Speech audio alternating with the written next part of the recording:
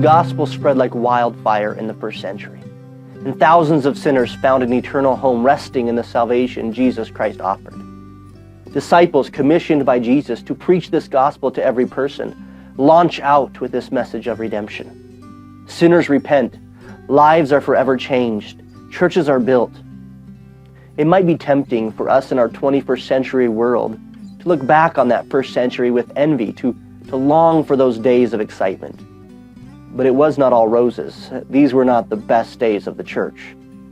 The whole concept, even, that there is a golden age of church history is a product of our impatient, jealous hearts.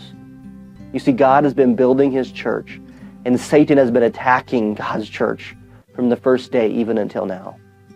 Trial and pain, joy and sorrow, sin and faith, temptation, division, truth and error. These have always been a part of the church. A church divinely built, yet with fallible people like you and me.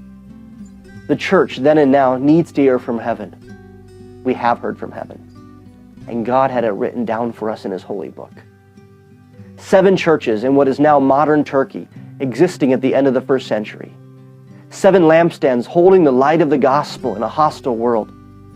And in the middle of those lampstands stands Jesus. His head, His hair glistening white like wool, His eyes burning, His feet burnished bronze. And when the Lord of the church speaks, thunderous truth.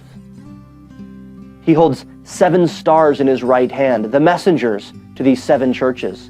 And when He speaks, we listen. 7 ordinary churches.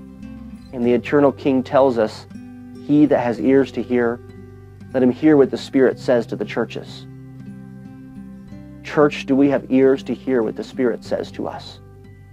Join us on Sunday mornings at 11 o'clock as we open our Bibles to listen attentively to what the Spirit says to the churches recorded for us in the book of Revelation.